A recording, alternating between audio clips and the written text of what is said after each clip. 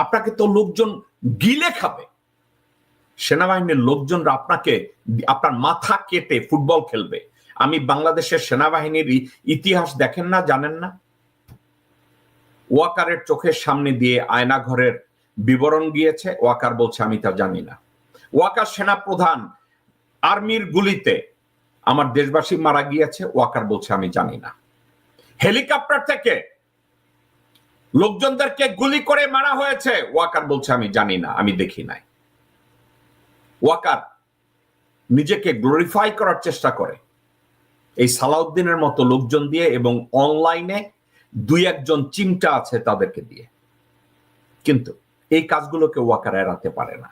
এখন একটা কথা আমি ওয়াকারকে উদ্দেশ্য করে যেই কথাগুলো আমি বলতে চাই, ওয়াকারুজ্জামান, আপনি বাংলাদেশ আর্মিকে আপনার একার সাথে আপনি গুলায় ফেলান। জেনারেল ওয়াকার, কেন জানেন? আপনি নিজেকে দেখান লোকজনের সামনে ওয়াকার বলতেই পুরো বাংলাদেশ আর্মি। আপনি খুব ভালো করে জানেন বাংলাদেশ আর্মি সবাই আপনাকে সাপোর্ট করে না। এই ন্যারেটিভটা আপনি তৈরি করতে চান একটা কারণে, আর্মি যেন আপনাকে সাপোর্ট করে। আর্মি সাপোর্ট আপনাকে করে না, আপনি ভয়ে আছেন। আপনি একটা দরবার হলে গেলেও আপনি আতঙ্কের মধ্যে থাকেন। আপনার ওপেন হার্ট সার্জারি হয়েছে, আপনি নিতে পারেন না। আপনি হানি ট্র্যাপ, লোকজনরা বলে আপনি হানি ট্র্যাপ, মানি ট্র্যাপের শিকার হয়েছেন, হয়তো অন্যায়, আমি জানি না।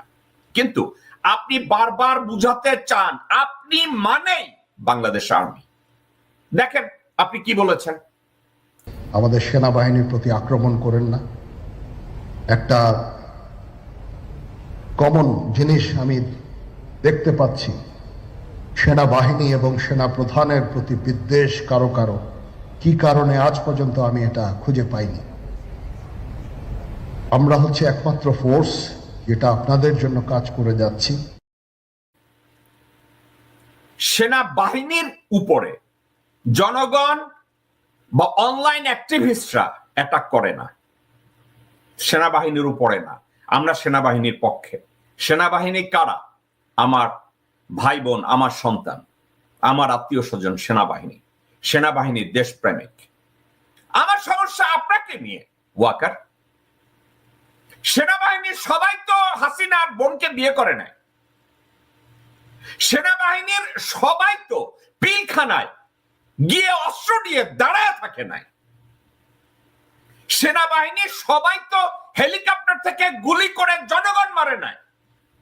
সেনাবাহিনীর সবাই তো আয়না ঘরে লোকজনকে গ্রেপ্তার করে অত্যাচার করে নাই। আপনি করেছেন,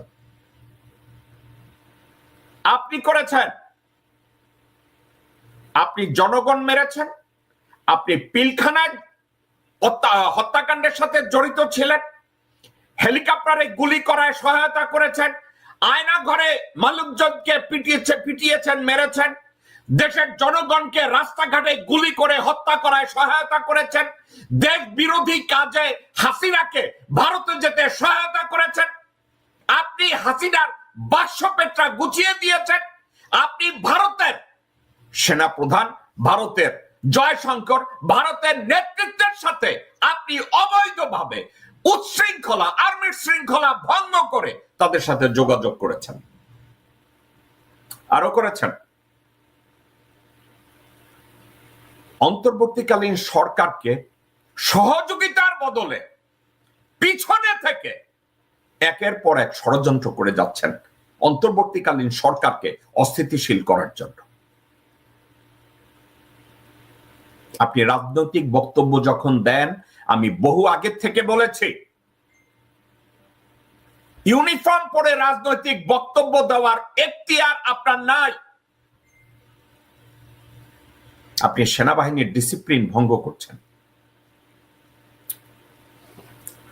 আপনি সেনাবাহিনীর ডিসিপ্লিন যেভাবে ভঙ্গ করছেন, আপনার তো কোর্ট মার্শাল হওয়ার কথা। However, আপনি মেজর থাকতেই আপনি ডিসিপ্লিন ভঙ্গ করা শুরু করেছেন। ভারতের সহায়তায় আজ অবধি আপনি টিকে আছেন। জেনারেল ওয়াকার, একটু মনোযোগ দিয়ে শোনেন, রাগের কথা না।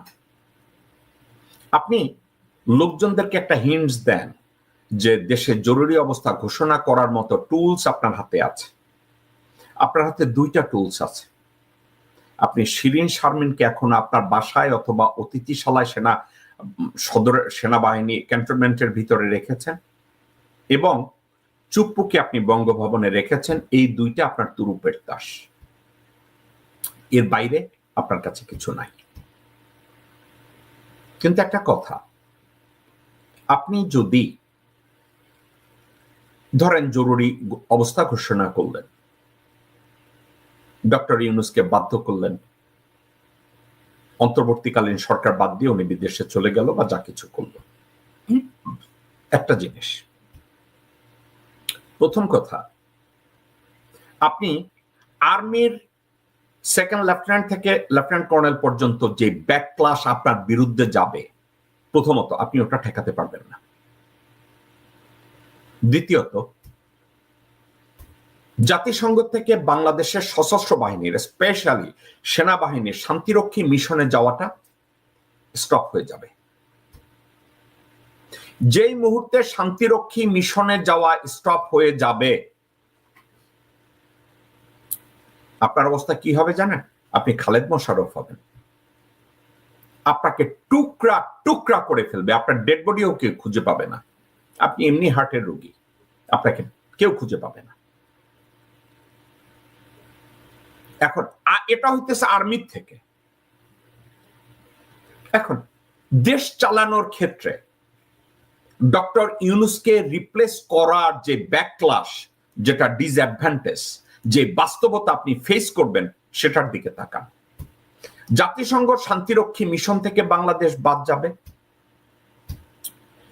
IMF, ওয়ার্ল্ড ব্যাংক এবং বিশ্বের প্রত্যেকটা অর্থনৈতিক এজেন্সি ইনক্লুডিং চায়না এবং জাপান বাংলাদেশ থেকে মুখ ফিরিয়ে বলবে আমাদের প্রত্যেকটা অ্যাপ্রুভ লোনকে আমরা উইথহেল্ড করব, আমরা ডেলিভার করব না। কারণ ওয়াকারের অস্তিত্ব এবং শাসনে আমাদের আস্থা নাই। কারণ এই লোন আপনার দ্বারা ব্যাক করানো সম্ভব হবে না। অর্থাৎ ওয়াকার আপনার সামনে আপনার দায়বদ্ধতার জন্য বাংলাদেশের অর্থনীতি দুমড়ে মুচড়ে মুখ থুবড়ে পড়বে।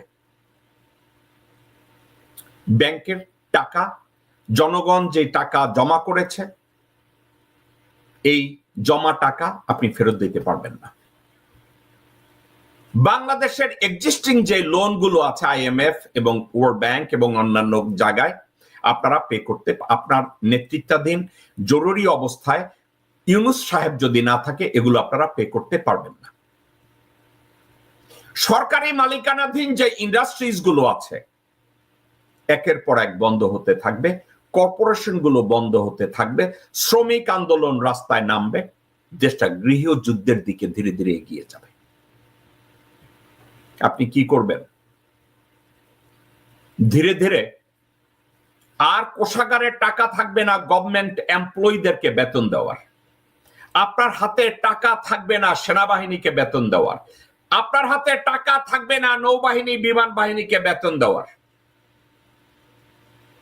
জেনারেল ওয়াকার, এই বাস্তবতা সামনে রেখে আপনি জরুরি অবস্থা করিয়ে বিএনপিকে ক্ষমতায় আনবেন? বিএনপির কোন লিডারশিপকে IMF, ওয়ার্ল্ড ব্যাংক, জাতিসংঘ, চায়না, জাপান এরা কেউ সাপোর্ট করবে না। কারণ এদের কোনো ক্রেডেনশিয়াল নাই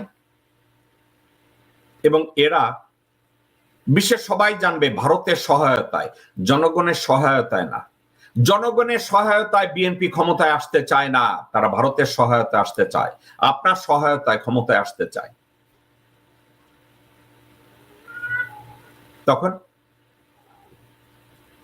আর হবে না, আপনাকে এক্সট্রাকশন দিবে, আপনাকে তো লোকজন গিলে খাবে। সেনাবাহিনীর লোকজনরা আপনাকে, আপনার মাথা কেটে ফুটবল খেলবে। আমি বাংলাদেশের সেনাবাহিনীর ইতিহাস দেখেন না, জানেন না? বাংলাদেশে যে কয়টা হত্যাকাণ্ড হয়েছে আপনার মনে নাই? আপনার মনে নাই জেনারেল মঞ্জুরকে খুন করার জন্য কালা মাহমুদকে পাঠানো হয়েছিল চিটাগংয়ে? আপনি পড়েন নাই নাকি?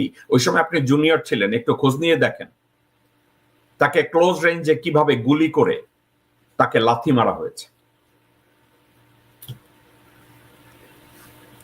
আপনার মনে আছে